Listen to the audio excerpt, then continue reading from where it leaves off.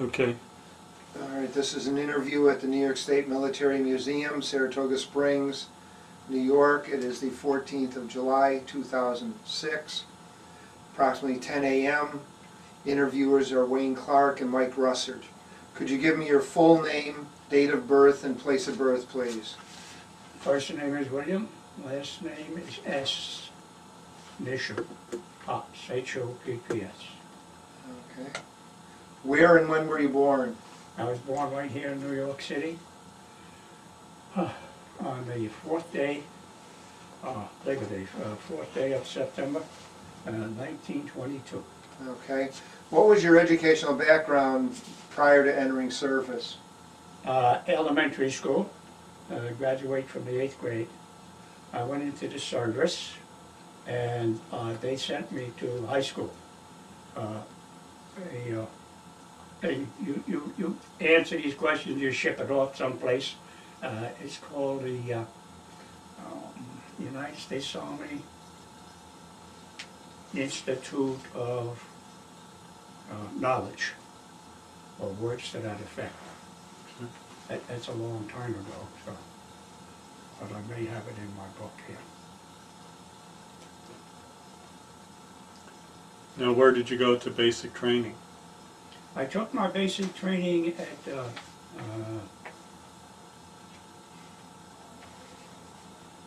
Forts in the Panama Canal, at the 33rd Infantry Regiment. Oh, really? They sent you all the way down to the Panama Canal? Yeah, from where they sent me here.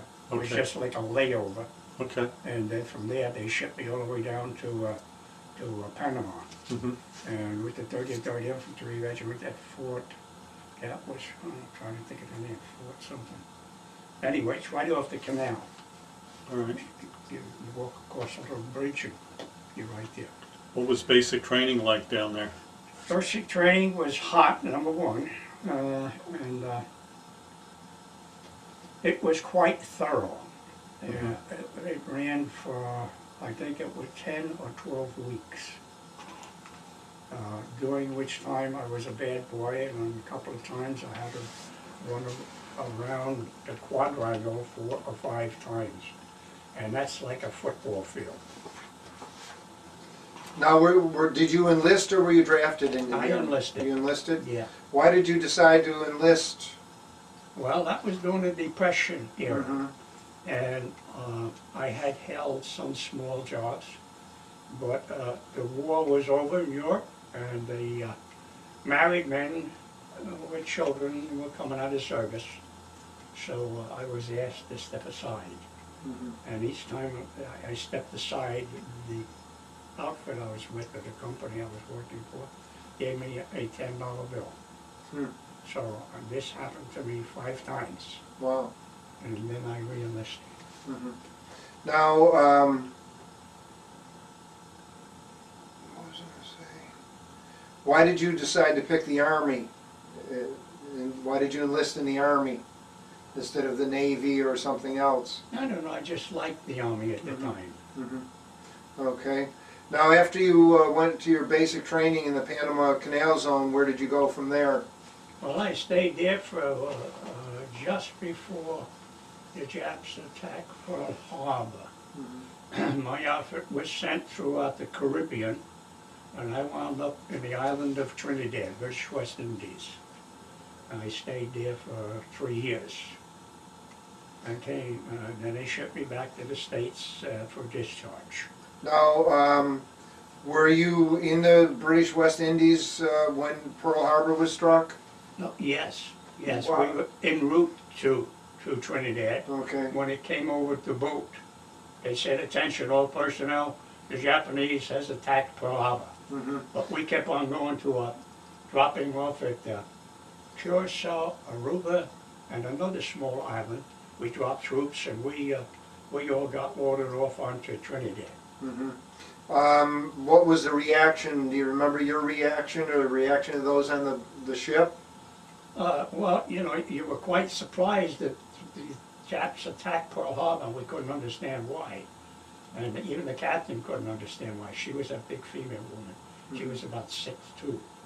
You had a female captain of the boat? Yeah, no, she was the captain of us, Oh, okay. yeah.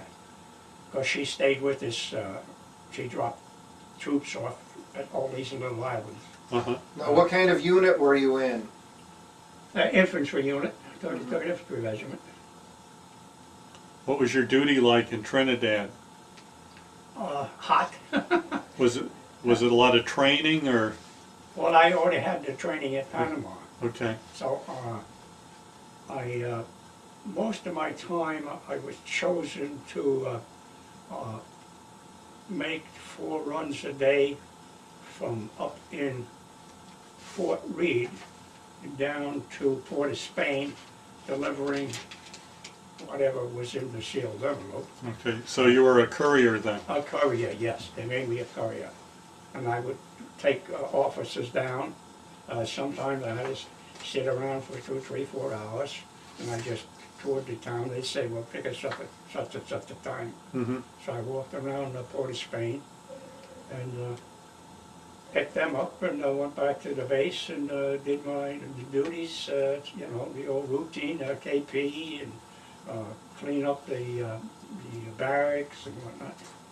Any problems with malaria or any kind of No, thank disease? God, no, nothing. How long were you on Trinidad, did you say? Till 1945.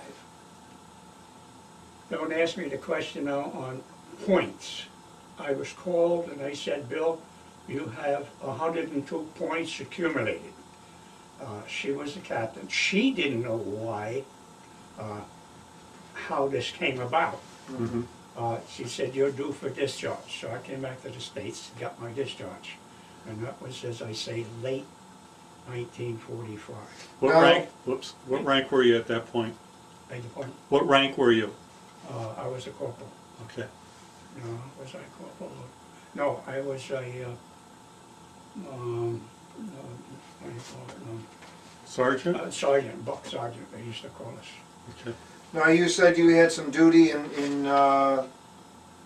France and Germany? Yes, when I came back, I got out of the service.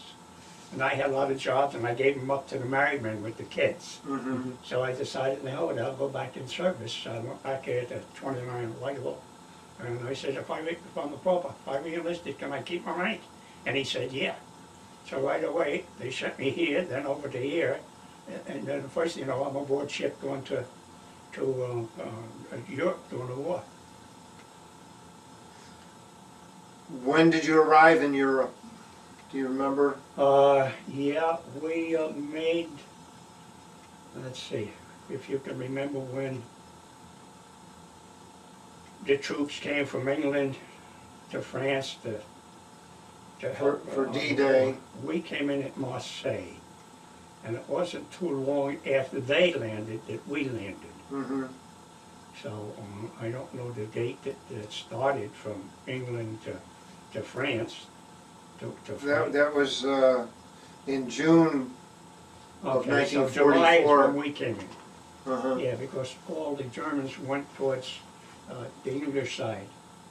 So we caught a lot of them, you know, off balance, so to speak. Mhm. We pushed in quite a way from Marseille into France itself.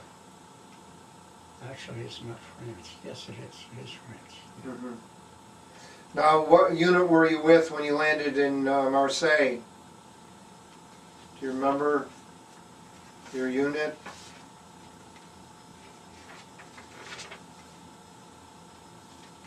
That's okay if you don't. No, Okay. I bought a book in case it's in there. Mhm. Now, it mentions here you were with the 63rd Division. Yes, That was it? the 63rd. Yeah, she wrote it down here. You were with the 253rd Regiment, 63rd Division. Yes. Okay.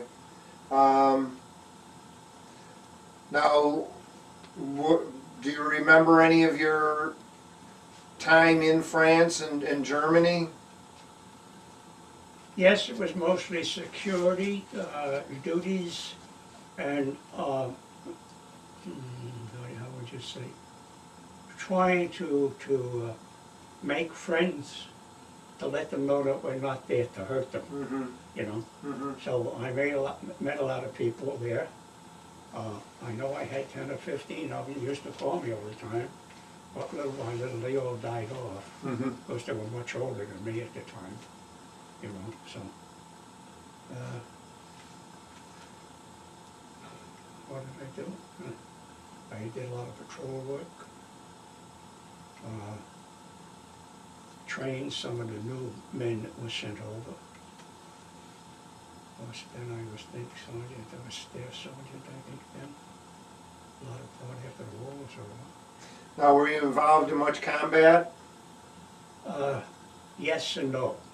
Sometimes I was in actual combat. Go to the Battle of the Bulge. Mm-hmm. I was in the Battle of the Second Bulge, which a lot of people don't know about. Mm-hmm. But I was surprised that they had it upstairs because I approached him on it. And he said, oh yes, we got it. Because I have both copies from the newspaper. And I have a lot of interesting stuff here maybe that you may like. That's why I bought it all. That's every bit I got. Except the hospital stuff. Mhm. You know, Mhm. go get shots and this and that. They always give you paperwork. Yep. And I didn't bring that. Whatever. That's okay. Now this, in here in the paper you sent in, you mentioned something about an incident when you went up in an observation balloon. Oh, yeah.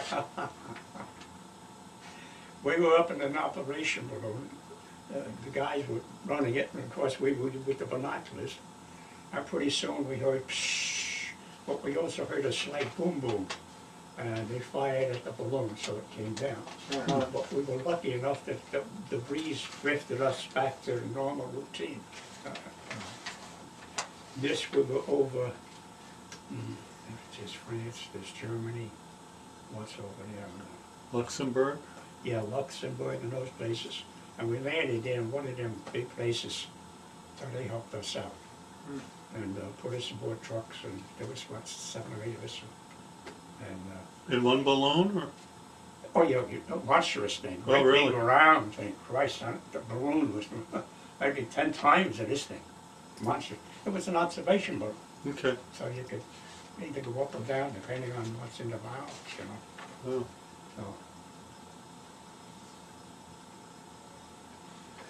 Do you recall any other incidents while you were during World War II that you want to mention?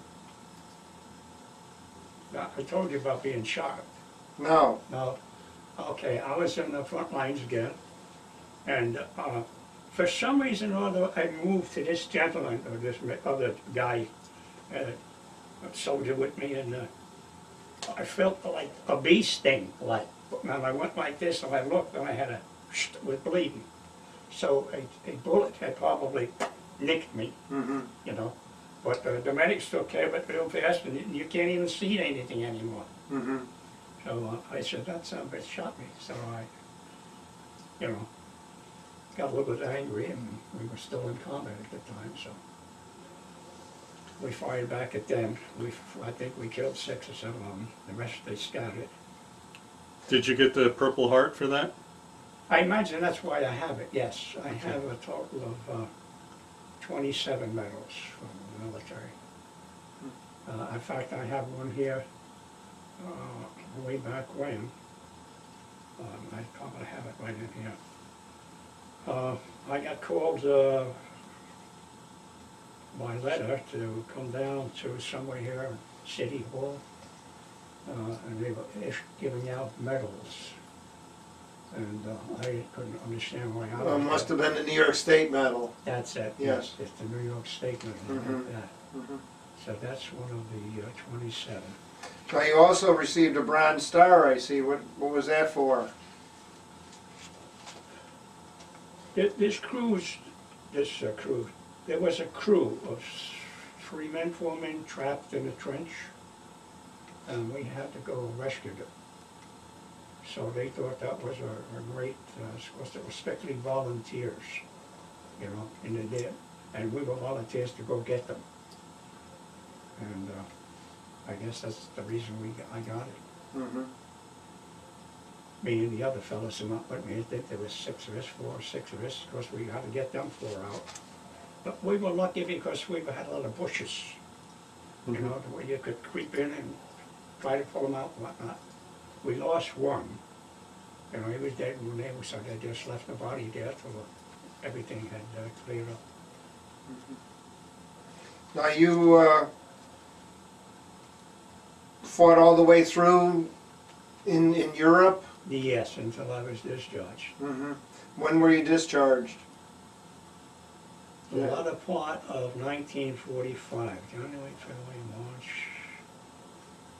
March something, Okay. I was discharged. Well, I was sent back to the States and took a discharge. You know. Now you ended up going back into the service, you said.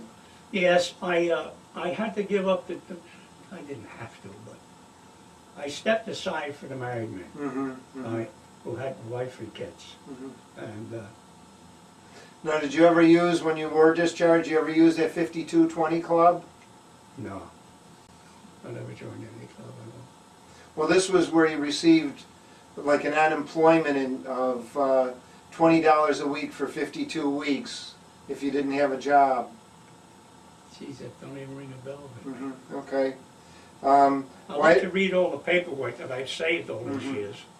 Now, why did you go back in the service then? You could. Because I was giving up the jobs constantly to married men with the kids, you know, married, and got kiddies. And I went from here to there to there. And I said, this is ridiculous, you know, you're only here through 3 months and then you got to give up for another guy come out, you know. And finally I said, no, the hell with it. So I was down to 29 Whitehall Street. He says, I was a corporal when I came out. I says, can I have my captain waiting and go back in?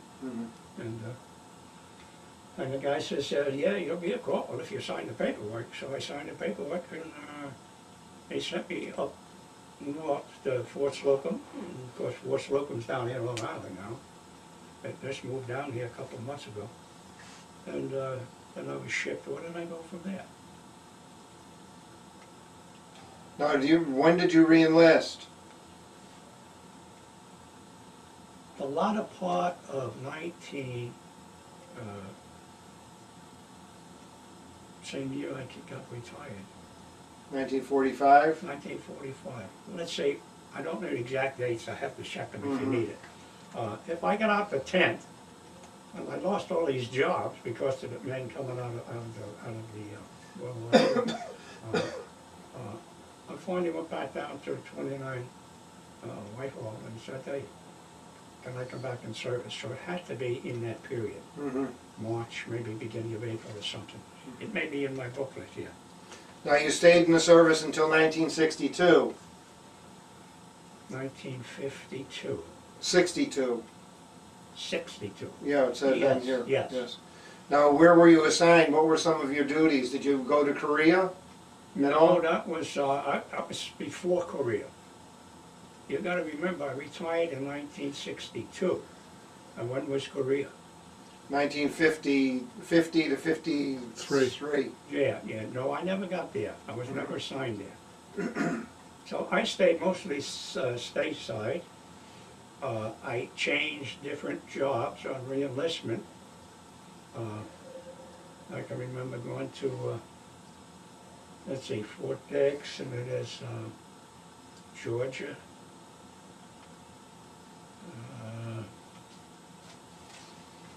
Down to Florida. I have to get the book over here. In fact, I'll leave this with you, gentlemen, and you just can look at that and fill in anything you think that you might need. Now, what kind of jobs did you do in the service? You said you did different jobs. Well, I was a corporal, a sergeant, the staff sergeant. When I was a sergeant, I had a squad. So we had different things. Sometimes it was cleanup time. Sometimes you went out on maneuvers. Yeah, on maneuvers. And other times, I can remember when I was at Fort, what was that, Fort Monmouth? Fort Monmouth. We used to have to go out and clean the parade grounds a lot. You know, from stuff blowing in and all that. somewhere in my career, I have to really look it up and think about it. You eventually became a first sergeant though, didn't you? Yeah, I was trying to backtrack a little bit for you. One time I re-enlisted into the Air Force. And the Air Force at that time was right here in New York. And I lived in New York. So I figured I'd have it made, so I went there and re-enlisted. And came out here to the airfield here. And it was going great for about a month. And then they pulled me out of there. What did they send me then? That's when I went to Goose Bay, Labrador. I'm gonna get this. Now, what did you do up there? Mostly it was local work. I had a squad up there too. It was more or less like a patrol unit. And we used to just go out and patrol the areas. And I remember several times we picked up 2 guys. I thought they were going to blow themselves up, but they never did. They had dynamite all around themselves. They could hardly speak English, so we got the interpreter. And he says, yeah, they're just spies. That was sneaking in to blow up the only barracks that was up there at the time. And that happened to be one you would think it'd be ice cold. The snow on the far side, where I slept, was up over the windows. On this side, there wasn't any. You know, I guess the different winds coming from the North Pole or whatever. And where did I go from there? Back to Fort Dix again. That's right, back to Fort Dix again. Now, it mentions on this list that you wrote down you were in Turkey also? Yes, I was in Turkey. France, Germany, Turkey. Curacao is in my mind. Now, what were you doing in Turkey? All I can say, it's just routine. Your company's stationed there, or the unit, the regiment there, and we patrolled the different areas in there to make sure there was none of the warmongers, you know, dressing up like they're part of the Klan, but that's what we did mostly there. We did a lot of helping people work. You know, they were sick or they didn't have food or something. So we did a lot of supply work there. We found out, let's say, a man and a wife and 2 kids, and I call them the wheels, captains and majors. They decide how much this family should get for the day, you know. So we would take them a week's supply of food, and had a few scuffles with the bad guys, so to speak, but it was nothing exciting. There was more of us than there were of them, so a lot of them came over to our side. You know, I don't remember their nationality, but you know, if you're in Turkey, I guess they're all Turkish, and if you're in Europe, you're going to mix the heat. Now, you went to the Army Signal School? Thank you, You went to the Army Signal School and became a radio yes, electrician? That was like towards the end of my career. Yeah, that was up at, it's right up here in New York State, too. Fort Drum, was it? Yeah. Was it Camp Drum at the time? Or Fort Drum? Could be. I don't recall. Now, I'm going to leave this portfolio here. It's got all kinds of orders, where I've been, when I've been assigned, and what outfits, and this and that. And there's some stuff in here, stories. You know, I think I just told you, I'm in the dementia stage, you know, so I can't pick it right away. You know, maybe when I go home, all of a sudden, oh shit, yeah, I forgot to tell them that or this. So I said to my wife, I'm taking this whole thing up there. to let them look through it, you know, and the only thing I took out was medical stuff. You know, you go for shots, they give you a big piece of paper. Now, you retired after 20 years in the service, Yes. okay? What did you do after you left the service? Well, the first job I had was with Lockheed Electronics, Mm-hmm. and I had that for quite a while. And then they opened another place on one of the main drags going through New York State, and they consolidated. Mm-hmm. So I went over there with them, and I guess I was there, I don't know, 3, 4, 5 months. And again, they said they're sorry, they're overloaded due to consolidating. They didn't need all the help, you know. I think there was like 25 or 30 of us were pushed out. The last one coming aboard, the first one to get out. So I was out then. I remember meeting this friend of mine who got the job at the school. I was back in the city again and walking around looking for jobs when he said that he was going to retire. Did I tell you that? No. Okay, he was going to retire. Him and his wife and family were coming back, or going back to Europe. Of course, that's where they came from. And he had spent many years there, and he retired from the school system. So I had known him, and we went over to see the officer in charge of that type of stuff. And surprisingly, it wasn't a him, it was a her. And she knew me and I knew her. So she said, did you come to take his place? She says, we are hired. You know, so we had a long chit chat. I don't remember her name. I do know she was a woman. And they said, listen, you've got to go over in his place. Now, he takes care of the school as a custodian. And the only thing you have to worry about is the first, the second, and the third grade, the little ones. And I found out why. Bill, could you come to room so-and-so's? We have a little boy threw up or something, you know, wet his pants on the floor, whatever. So I stayed there for a long time. And it's very hard for me to remember the rest Well, it of it. mentions here you worked for Western Union also? Yes, that was back when I was a kid. Oh, okay. I went to work first for, did I put down the Chelsea Theater? Yes. Okay, that's here in everything's in New York State, Mm-hmm. New York City. Okay. And then after that, I got $1 a day working for the Chelsea Theater.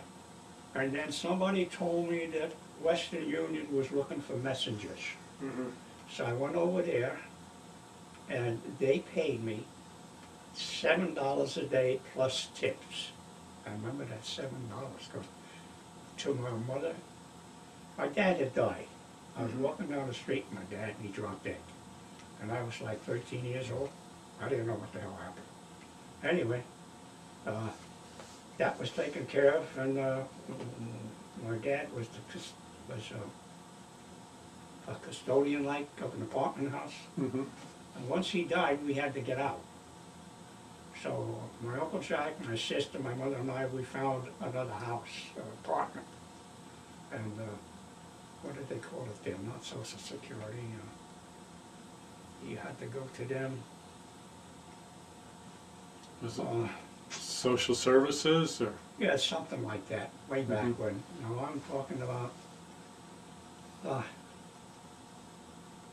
30s, the 40s, the 50s in that area. Mhm. With the Great Depression and all that jazz. Now, after you left the service, after you retired, did you use the GI Bill at all? No, not that I can remember.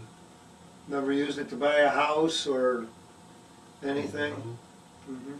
Did you join any veterans organizations?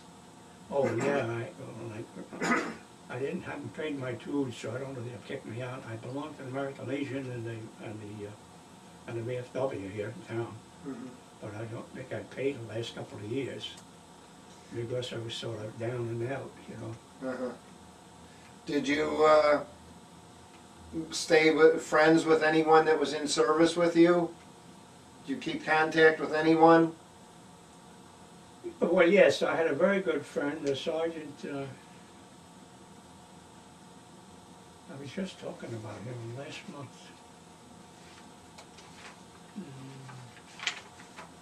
Geez, I don't know if we got it now. But anyway, I know he's dead. It was the wife that sent us a message. Thier Felder? Is that Oh, his name? Thier Felder, yeah. Yes. Thier Felder was a good guy. We used to keep correspondence going. We called him, and we went out to visit him a couple of times. He was in, I don't know the communities now, see where he lived, but it was quite a way out. It was about like a 6-7 hour drive west. Mm-hmm. And he would meet us there, and we would follow him back to his house. And we were good friends. We kept in good, close contact at least once, but most of the time it was twice a week. He'd call, and then after a while the bullets started going off. And then one day he did call. And then he said they found out he has cancer of the chest and the throat. Mm. So I don't know, I think maybe 2 or 3 months later, his wife called and said she just called to let us know that she had buried him. Mm-hmm. And of course, to me, that was a great loss, you know. Mm-hmm. It's just like if you fellas are together for 10 or 15, 20 years, and you find out he's dead or vice versa, you know, it affects you, you know. How do you think your time in the service changed or had an effect on your life? I grew up. I learned a lot. I went up, as you know, through the grades, little by little. I was offered twice by a lieutenant, then I had to go see the captain, then I went to see the colonel. They wanted me to jump from my position then to they said, we're going to jump you, forget that, we're going to make you a captain. I said, well, what are you going to make me? He said, either a young first lieutenant or the next step up, you know, there's always 2 lieutenants, you know, a newcomer and a newcomer. But I said, no, I'd like to stay with the troops. So we had a long talk, and the colonel, I remember, was a hell of a nice gentleman. He said, listen, I know. He said, I came up through the ranks years ago, he says, and I can understand that you want to stay with your troops. You want to stay with the troops. Not that I was trying to shirk it, but I didn't have that much time left to go anyway. It would have been foolish. I would have been a lieutenant or a second lieutenant, first lieutenant, or captain for maybe, what, 8 or 10 months, 12 months. Then I said, well, it's time to retire, you know. Okay, well, thank you very much for your interview. Okay, now you want any documents?